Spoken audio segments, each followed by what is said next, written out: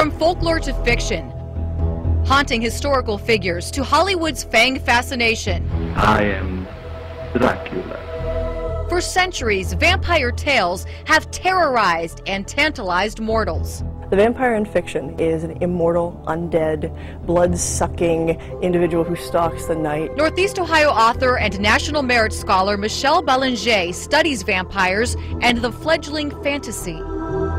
Some elegant, svelte kind of person who will, come through the French doors and romance you. He's the quintessential demon lover. But that's fiction, right? Michelle says no, that there's an actively growing vampire subculture. Folks who call themselves real vampires run on a continuum. There are those who drink blood. There are those who really just adopt the vampire as a fashion archetype. According to the Atlanta Vampire Alliance, or AVA, there are thousands of people all around the world who consider themselves real vampires, from Amsterdam to London to right here in Cleveland. But they say they aren't out trolling around cemeteries at all hours of the night, and they aren't satanic in sacrificing small animals.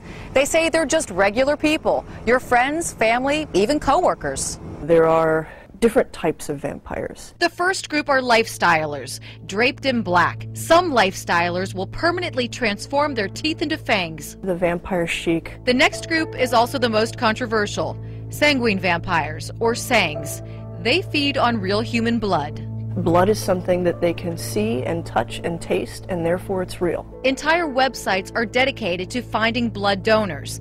This site discusses drinking animal blood, but many sangs feel that only human blood is best. What you are getting is the energy out of the blood. Mal is a sanguine vampire that we spoke with by phone to protect his identity. His awakening began as a teenager. My energy patterns were not where they should be, especially compared to other people. He needed energy, and caffeine wasn't cutting it.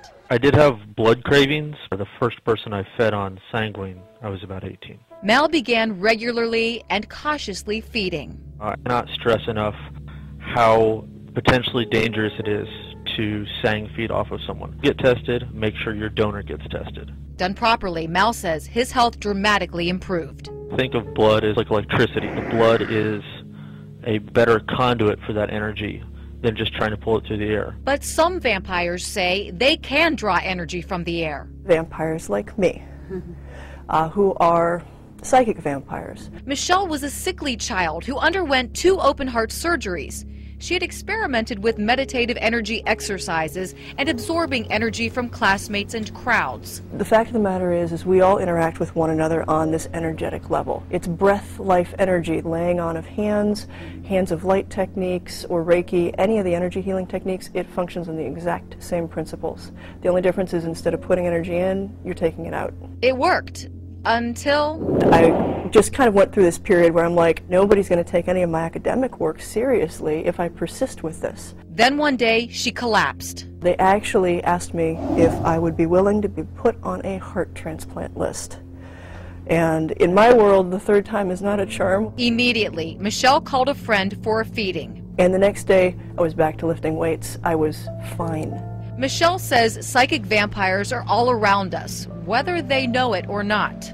Very aggressive, dominant people who get up into your space, and by the time they're done with their confrontational behavior, you feel drained. Both vampires say they would never feed on someone against their will.